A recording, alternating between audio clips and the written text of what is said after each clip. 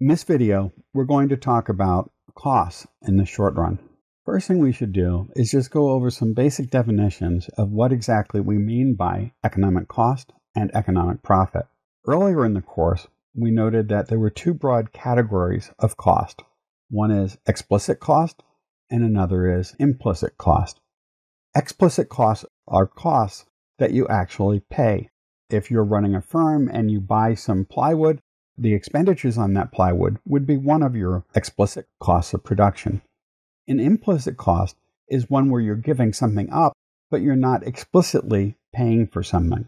For example, if you own the building that your business is located in, you're giving up rent you could have received, but you're not explicitly paying rent. That would be an implicit cost. From an economic standpoint, both of these are forms of cost to you. It doesn't matter whether you pay $1,000 for the use of a storefront or if you're giving up $1,000 in rent. Either way, you're giving up the equivalent of $1,000. When you rent the space from someone else, it's an explicit cost because there's a monetary transfer. If you give up rent you could have received, then it's an implicit cost and there's no actual transfer of funds. This brings us to an important distinction between how accountants measure costs and how economists measure costs. Accounting techniques have been developed for a number of purposes. Two of them are to let the owners of the firm know how the money they've received has been used. So it makes it possible for the people who own the firm to keep track of the revenue that came in and what they did with that revenue once they received it. Another reason for keeping track of these records is for tax purposes, where the government wants to know how much profits firms make because profits are generally taxed. When you measure accounting costs, the only costs that really matter are ones where there's an actual transfer of funds. So it's only the explicit costs that matter, only the transactions that actually take place. From the accounting standpoint, implicit costs are not directly relevant. For example, if we were to allow firms to deduct implicit costs and they were reporting the taxes, they could simply make up some estimates of implicit costs that are just large enough so that they wouldn't have to pay any taxes on the profits they've received. From an economic standpoint, though, it doesn't matter whether you explicitly spend $1,000 in rent or whether you give up $1,000 you could have received. The cost of using that space for your business is $1,000 in either case. So in general, because economic costs include implicit costs, while accounting costs do not, economic costs are virtually always greater than accounting costs. Accounting profit is defined as the total revenue received minus accounting costs. Economic profit is defined to be total revenue minus economic costs. Because economic costs are in general greater than accounting costs, economic profit will virtually always be less than accounting profit. This is not saying that either economists or accountants do this wrong. The difference is how these records are used. From an accounting standpoint, the goal is to trace the flow of funds within a company. From an economic standpoint, the goal is to determine whether it's profitable to produce more or less output, whether it's profitable to stay in business or not. And to make those decisions, you need to take all costs into account, not just the explicit costs. Another distinction that's important is the distinction between fixed costs and variable costs. Let's start with a discussion of fixed costs. Fixed costs are those costs that don't vary with the level of output. These occur even when output is zero. There's a number of things that can count as fixed costs, including, for example, mortgage payments. If you buy a building and you take out a mortgage on that, then your monthly payments on that mortgage is a fixed cost. It doesn't matter whether you produce any output or not, or how much output you produce, you have to make those mortgage payments. If you're renting a building with a fixed rental contract, those rental payments would be fixed costs. If you've taken out loans in order to buy capital, then the loan payments would be a fixed cost. In terms of utility bills, typically a utility bill consists of two components. One is a fixed monthly charge that you have to pay even if you don't use any electricity or natural gas or water, and the other component varies with the level of use. Those costs that do not vary with the level of use would be part of your fixed costs. There may also be some license fees. For example, if you're operating a restaurant, there's certain licenses you have to have in order to be able to run that. And once you pay that for the year, it doesn't vary with how much business you do. The cost is still there even if you shut down or do not produce anything. Because fixed costs don't vary with output, a chart showing them would simply show up as a series of constants. In this case, no matter what the output level is, fixed costs are constant at a level of 10. If we want to graph that, we would find that the graph would simply be a horizontal line. So a fixed cost graph is always going to be a horizontal line where fixed costs do not vary with output and they occur even when output is 0. Variable costs are defined to be those costs that vary with the level of output. Because they vary with the level of output, they'll equal 0 when output equals 0. Some of the most common examples of this for a firm would be the cost of labor, that component of utility costs that varies with output, raw materials, and so forth. The cost of all those supplies that are used up in the course of producing output. If we look at this table now, we've included variable costs there in addition to fixed costs. And what we see again is that variable costs are 0 when output is 0, and they rise with the level of output. If you notice, the variable cost is not rising at a constant rate. What we see initially is variable costs rise first by 30, then by 20, then by 30, then by 40, then by 70, and then by 100. So what we see initially is variable costs start rising by smaller amounts and then start rising by larger amounts as the level of output rises. The reason for this is that relationship we discussed in the prior video between the level of variable input use and the marginal product of inputs. At low levels of input, output is rising at an increasing rate. Because of that, costs must be rising at a decreasing rate. Because if each additional worker is adding more to output than previous workers did, the cost of that additional output is going to be falling. But on the other hand, once diminishing returns set in, each additional unit of the variable input will generate smaller increases in output, and that means it takes a larger increase in the variable inputs to generate a given increase in output, which means the additional cost of that output is going to be rising. A graph of that looks something like this. Initially, variable costs are rising at a decreasing rate, but then once we get into the range where we have diminishing returns to our variable inputs, variable costs start to rise at an increasing rate, and the variable cost curve gets progressively steeper. The total cost of a firm in the short run is just the sum of its fixed cost and its variable costs.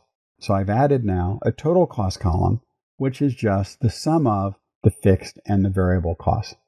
When output is 0, fixed costs are 10, variable costs are 0, total costs are 10. When you produce 10 units of output, you have fixed costs of 10, variable costs of 30, total cost of 40, and the rest of the table is similarly constructed.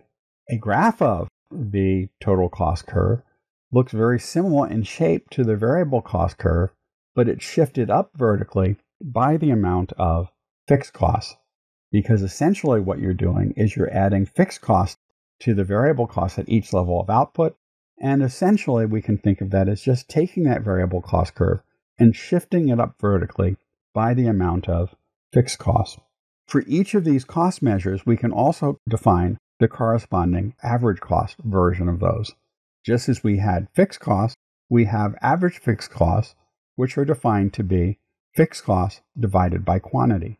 Now remember, fixed costs don't vary with output, but fixed costs divided by quantity does.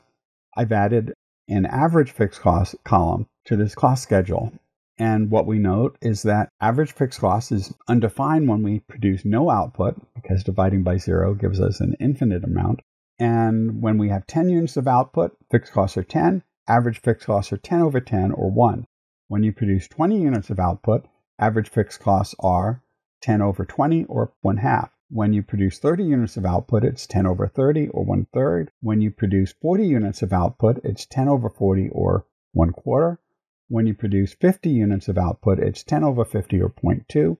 If you produce 10 units of output, it's 10 over 60, or 0.16666, which is just rounded here to 0.17. What we can observe is that average fixed costs decline the more output you produce. Essentially, you're spreading those fixed costs over a larger and larger number of units. This is one of the reasons why, for example, big box stores often have lower cost per unit than smaller stores do. Some of the costs are fixed and don't vary with output, and a firm that does a higher volume of business will have lower fixed costs per unit. A graph of that is now on the screen. And what we observe is that average fixed cost declines continuously, and as Q increases and the numerator stays the same, it will asymptotically approach zero as a level of quantity tends towards infinity. So average fixed costs decline as the level of output rises.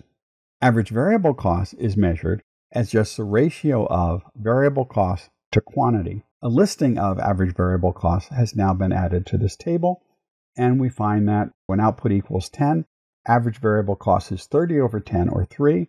When output equals 20, average variable cost is variable cost over quantity, which is 50 over 20, which is 2.5, and so forth. And what we can note is, given the shape of that cost curve we saw before, we end up with an average variable cost curve that initially declines and then begins to rise. A graph of that will look something like this. Average variable cost curves tend to be U-shaped curves. Average total cost is just defined to be total cost divided by quantity. But because total cost is equal to fixed cost plus variable cost, we can divide both sides of this equation by Q. We end up observing that average total cost is equal to average fixed cost plus average variable cost, which just means that the total cost per unit is equal to the fixed cost per unit plus the variable cost per unit. Because that's what all these average costs are. They're just telling you the cost per unit. So if we look at the average total cost column in this table, we see that average cost can be computed by either dividing total cost by quantity. For example, when output is equal to 10, total cost over quantity is 40 over 10, or 4, and so forth. But we can also note that average total cost is just equal to the sum of average fixed cost plus average variable cost. In this case, it would just be average fixed cost of 1 and average variable cost of 3, which add up to an average total cost when 10 units of output is produced of 4. And the same thing holds everywhere in this table. You may want to pause the video and just make sure that you see how all of these are computed. A graph of the average total cost curve is essentially also going to be a U-shaped curve, but we can also note that the vertical distance between the average total cost curve and the average variable cost curve is always going to be equal to average fixed cost. And since we know that average fixed cost becomes smaller as output increases, the distance between the average total cost and average variable cost becomes progressively smaller. The next measure of cost is one we talked about a little bit early in the course, which is marginal cost. We define marginal cost to be the change in total cost divided by the change in quantity. So we're measuring it for intervals in this table. When output goes from 0 to 10, total cost change from 10 to 40, and the change in quantity is 10. So we have a change in total cost of 30 and a change in quantity of 10, and we end up with marginal costs of 30 over 10, or 3. So in the interval between 0 and 10 units of output, marginal costs are approximately 3. When we move from 10 to 20 units of output, costs increase by 20, from 40 to 60, while output increased by 10. So that would be equal to 20 over 10, which is equal to 2, and so forth. And what we observe is that marginal costs will initially decline and then begin rising. This is like the mirror image of what happened with marginal product. And the reason is that whenever marginal product is rising, marginal cost is falling. Whenever marginal product is falling, marginal costs are rising. We can also graph this, and the graph looks something like this. We can note that there's some relationship that exists between the marginal cost and the average cost curves. Specifically, if we just compare marginal cost with average total cost, we can note that whenever marginal costs are above average total cost, above and to the right of the point where they intersect, average cost is rising. For the points where marginal cost was below average total cost, average cost is falling. So what that means is that to the left of the point where marginal costs and average total costs intersect, average costs are falling. To the right of that point, average costs are rising. And if we observe a curve is declining up to some point and rising beyond that, that means that that point has to be a minimum point. So what this tells us is that the marginal cost curve intersects the average total cost curve at the minimum level of average total cost. And essentially the same argument explains why the marginal cost curve intersects the average variable cost curve at its respective minimum point.